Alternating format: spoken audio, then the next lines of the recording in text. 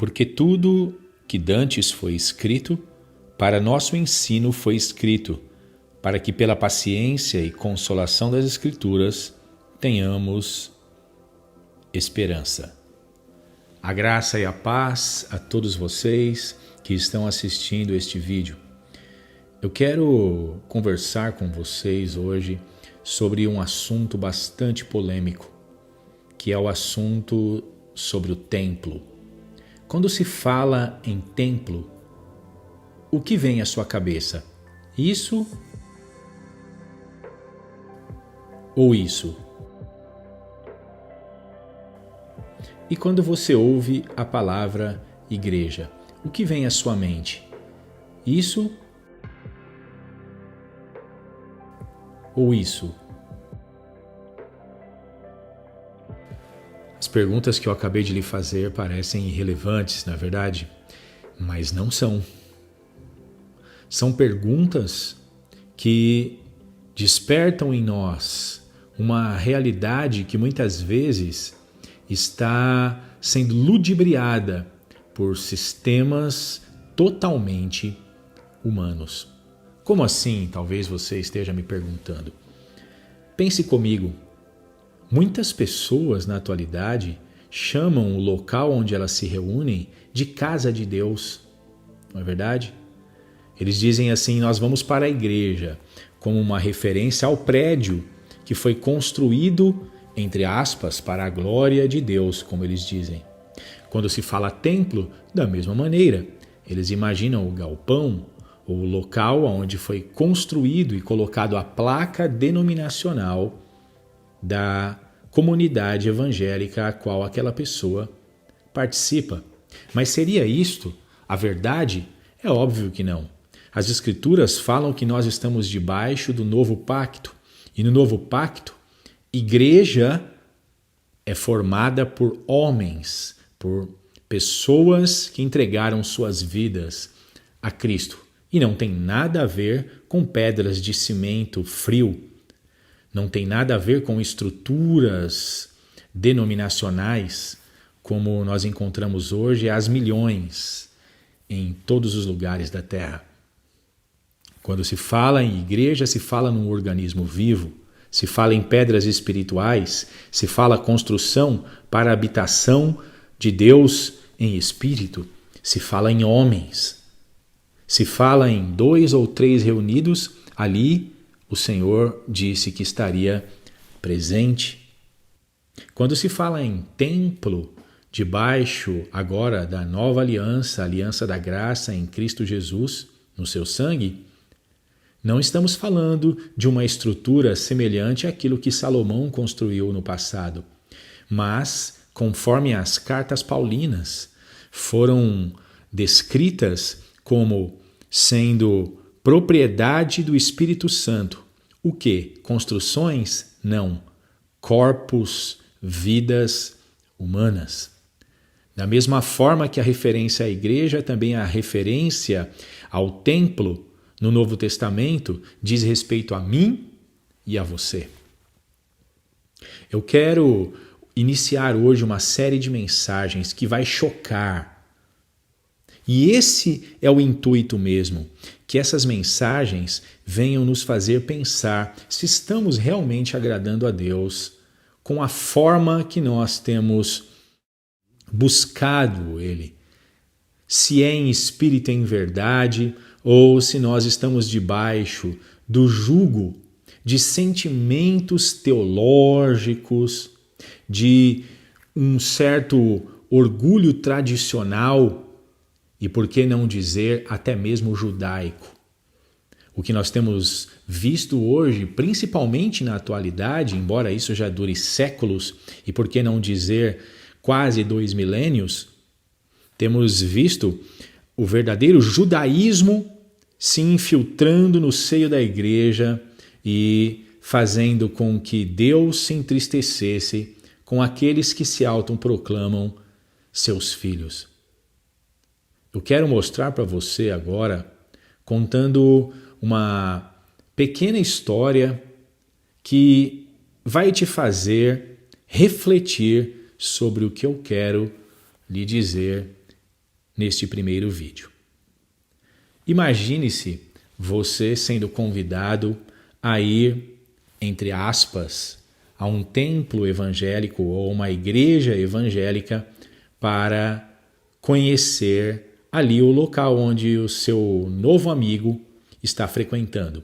E quando você chega ali, desce do carro no estacionamento, você vê então um altar de sacrifícios feito em bronze, aceso e sujo de sangue.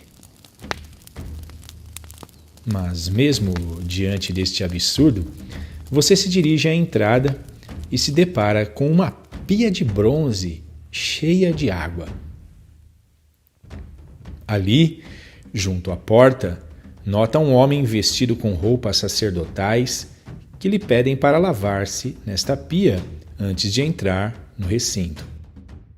Após lavar as mãos, você entra no santuário e sente um cheiro muito forte de incenso. Olha para o lado direito do salão e vê uma mesa de ouro com vários pães novos, muito bem posicionados. E no lado oposto ao salão, na parte esquerda, contempla um candelabro de ouro iluminando todo o local. Meio confuso com tais móveis, você segue em frente rumo ao altar e descobre de onde vem o tal cheiro de incenso, pois vê claramente 2 incensários de ouro nas extremidades do palco, com especiarias a queimar. Logo à frente, uma cortina espessa, com um lindo acabamento vermelho, porém entreaberta de tal forma que podia-se contemplar ao fundo uma arca de ouro com querubins em sua tampa. Qual seria sua reação após tal experiência? Frequentaria tal local para adorar a Deus em comunhão com seus irmãos? Convidaria alguém para congregar com você naquele ambiente? Caso sua resposta seja não, eu gostaria de saber o porquê de sua negativa afirmação. Acredito que todos os cristãos que são leitores assíduos da Bíblia me responderiam que aquele local é totalmente cercado de figuras do tabernáculo de Moisés e do templo de Salomão, que foram finalizadas e inutilizadas pela vinda do Messias, uma vez que eram meras sombras das realidades cumpridas uma a uma pelo sacrifício de Cristo por sua igreja. Se essa é sua concepção, parabéns, pois concordo plenamente com você. Todavia, a maioria destes mesmos cristãos que repudiam tais peças sacras com seus rituais caem em grosseira contradição, e eu lhes digo por quê.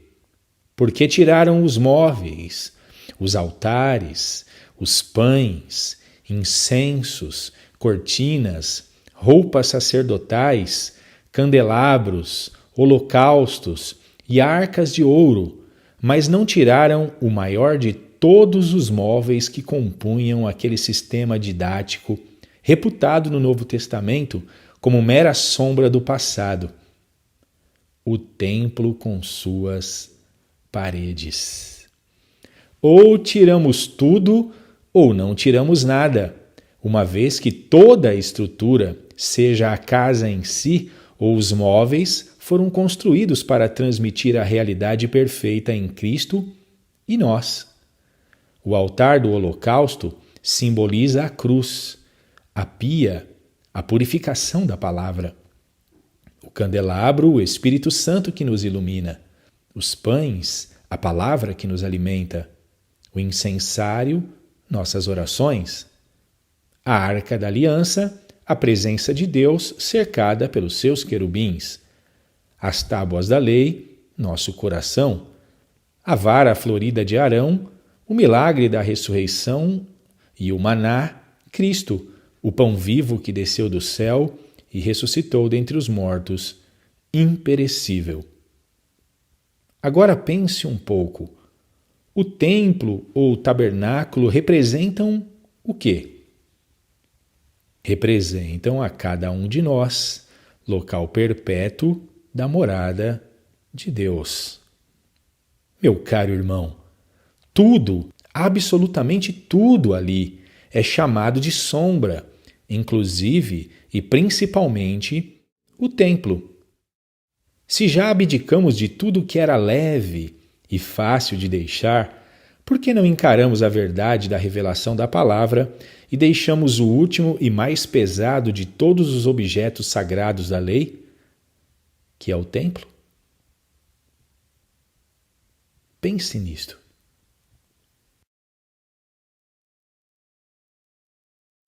Note como no decorrer desses quase 2 milênios, nós temos aberto mão de tudo aquilo que é simbolismo, porque afirmamos sempre em nossas mensagens, em nossas conversas entre cristãos, de que a graça do Senhor nos basta e que nós hoje estamos num muito mais elevado pacto, que é o pacto com o sangue de Jesus Cristo.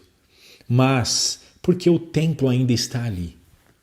Se o templo somos nós, se tudo o que havia no tabernáculo e no templo que Salomão edificou e que depois foi reedificado por Herodes e foi definitivamente destruído no ano 70, nada mais era uma representação da lei para instruir-nos no tocante à realidade em Cristo Jesus. Eu sou o templo do Espírito Santo, você é o templo do Espírito Santo. Não existe templo edificado por mãos humanas para Jesus Cristo. Deus não habita em templos feitos por mãos humanas. Não é isso que dizem as Escrituras? Quero ler alguns textos com vocês. Leia comigo. Atos capítulo 7, versículo 44. Estava entre nossos pais no deserto o tabernáculo do testemunho, como ordenara aquele que disse a Moisés que o fizesse segundo o modelo que tinha visto, o qual nossos pais, recebendo-o também, o levaram com Josué quando entraram na posse das nações que Deus lançou para fora da presença de nossos pais até os dias de Davi, que achou graça diante de Deus e pediu que pudesse achar tabernáculo para o Deus de Jacó. E Salomão lhe edificou casa. Mas o Altíssimo não habita em templos feitos por mãos de homens, como diz o profeta: o céu é o meu trono e a terra o estrado dos meus pés. Que casa me edificareis, diz o Senhor? Ou qual é o lugar do meu repouso? Porventura não fez a minha mão todas estas coisas? Este texto foi a última pregação do jovem Estevão. E eu encerro com exatamente esta posição. Não só Estevão, como Paulo e tantos outros sabiam plenamente, como até o próprio Jesus declarou diante do templo ali, dizendo: destruam esse templo, em 3 dias eu tornarei a edificá-lo. E todos ficaram abismados, mas depois compreenderam que ele se referia ao templo do seu corpo. Nós somos o templo do Espírito Santo. Os apóstolos pregaram exatamente isso e viveram isso exatamente no 1º, no 2º e até o 3º século.